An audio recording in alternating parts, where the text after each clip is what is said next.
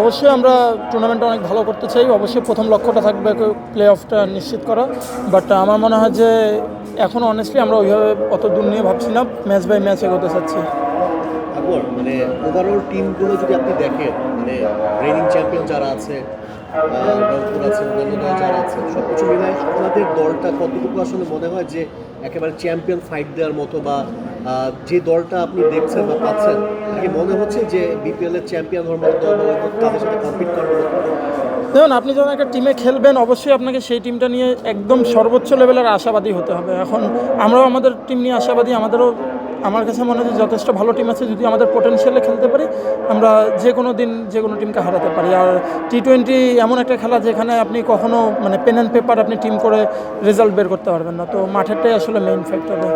যেসব foreign player মানে আপনাদের হয়তো রিকোয়ারমেন্ট আছে, অনেকে বাইরেও সাইন করছে, এরকম কোনো কিছু বা এমন মানে আছে কিনা যে যাদেরকে চাচ্ছেন তাদেরকে আসলে পাচ্ছেন না, যেহেতু অনেকগুলো লিগ একসাথে শুরু হচ্ছে, বা ওরকম কোনো বড় তারকা কি আপনাকে আনতে পারছেন সামনে? না, আমার মনে হয় যে এই জিনিসটা ম্যানেজমেন্টে যারা আছে তারা আরও ভালো অ্যান্সার দিতে পারবে যে মানে আন্ডার টেবিলে কী হচ্ছে বা না হচ্ছে। আমরা আসলে মাঠেরটা নিয়েই, আমরা অ্যাজ এ প্লেয়ার যারা আছে আমরা মাঠেরটা নিয়েই বেশি ফোকাস রাখছি, এবং আসলে সত্যি কথা বলতে ওই বিষয়গুলো আমাদের নলেজেও কম আছে। কারণ আমি শিওর আমাদের টিমের যারা ম্যানেজমেন্ট আছে ওরা সর্বোচ্চ চেষ্টা করছে সর্বোচ্চ হাইয়েস্ট লেভেলের প্লেয়ারদেরকে রিক্রুট করার। ইনশাল্লাহ ভালো টিমই দাঁড় করাতে পারবো।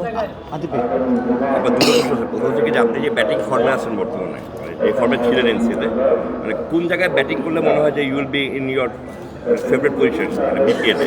মানে এক জায়গায় বলতে শুনতেছিলাম যে বিপিএলটাকে আমি একটা প্ল্যাটফর্ম হিসেবে যে ধরছি, না, ব্যাটিং অর্ডারে যদি আমি যদি মানে পার্সোনালি চিন্তা করি তাহলে অবশ্যই 5 নাম্বার জায়গাটা আমি মনে করি যে আমার জন্য খুব ভালো হবে। 4 নাম্বার বা 5 নাম্বার এর নিচে না, but ultimately as a team management আমাকে যেভাবে চিন্তা করবে সেখানেই আমাকে খেলতে হবে। বাট যদি আমার পার্সোনাল মানে রেফারেন্স নেন বা পার্সোনাল ওপিনিয়নের কথা বলেন, অবশ্যই আমি 4-5-এর মধ্যেই খেলতে পছন্দ করবো। আর দ্বিতীয় প্রশ্ন থেকে একবার মানে যারা কাপল অফ প্লেয়ার্স মানে পৃথিবীতে আসে যারা আর কি ক্যাপ্টেন্স মেটেরিয়াল হয়ে আসে, তা যদি বিপিএলে আপনাকে ক্যাপ্টেন্সি বলা হয় মানে would you like to lead? যদি বলা হয় মানে বলছে না, আমি এখনও মানে এটা ভাবতে হবে। অবশ্যই যদি ম্যানেজমেন্ট থেকে এরকম প্রপোজাল আসে অবশ্যই ভেবে দেখতে পারি, বাট দেখা যাক। এটা অল ডিপেন্ড করতেছে যে আসলে কীভাবে টিম ম্যানেজমেন্ট কীভাবে সব কিছু চাচ্ছে তার উপর। আপনার টিমে মানে কোচ ইজাজ আহমেদ, তিনি আসলে আমরা জানি যে তিনি যখন তার প্লেইং ক্যারিয়ার ছিল তিনি টেকনিক্যালি কতটা স্ট্রং ছিলেন, কোচিং ক্যারিয়ারও তার অনেকটা খারাপ মানে তার কাছ থেকে আপনি আসলে ব্যাটিং কনসাল্ট হিসেবে হোক, টেকনিকগুলো হোক, কী আপনি আসলে চাইবেন যে তার কাছ থেকে শিখতে বা কীভাবে নিজেকে ইমপ্রুভ করতে?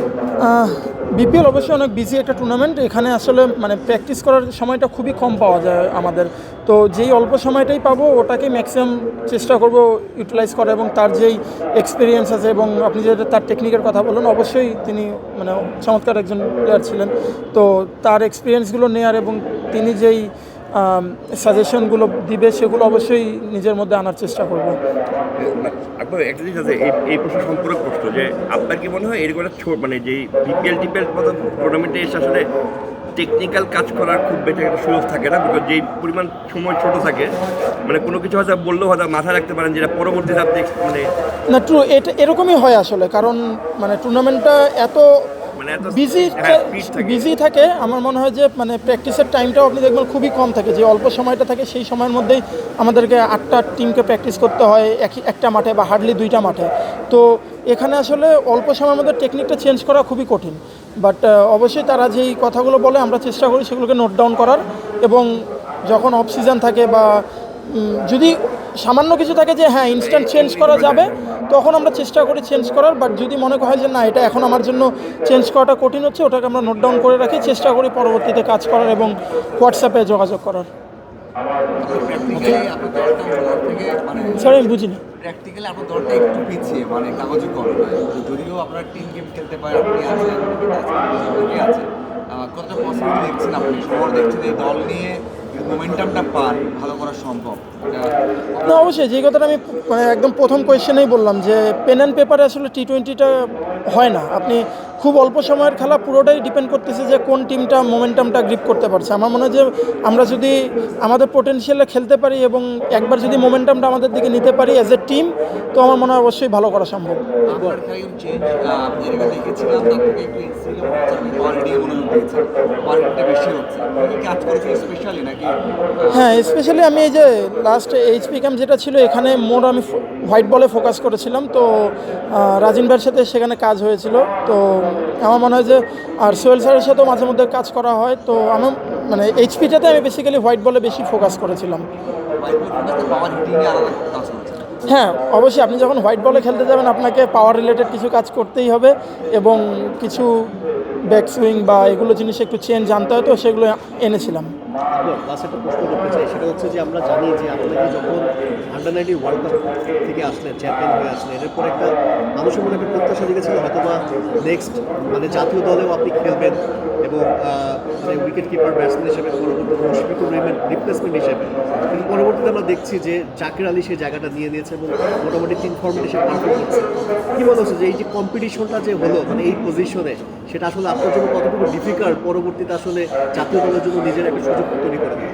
না, আমার মনে হয় না যে কম্পিটিশনটা আমার সাথে অন্য কারো বা অন্য কারোর সাথে অন্য কারো। আমার মনে হয় যে কম্পিটিশনটা মোর নিজের সাথে। আমি যদি ভালো করতে পারি ইনশাল্লাহ মানে যে কোনো জায়গায় আমাকে সুযোগ দিলে যদি ভালো করতে পারি অবশ্যই আমার সুযোগ আসবে। ওকে, আমাদের সময় তো আজকে সংক্ষিপ্ত করি, ঠিক আছে, থ্যাংক ইউ।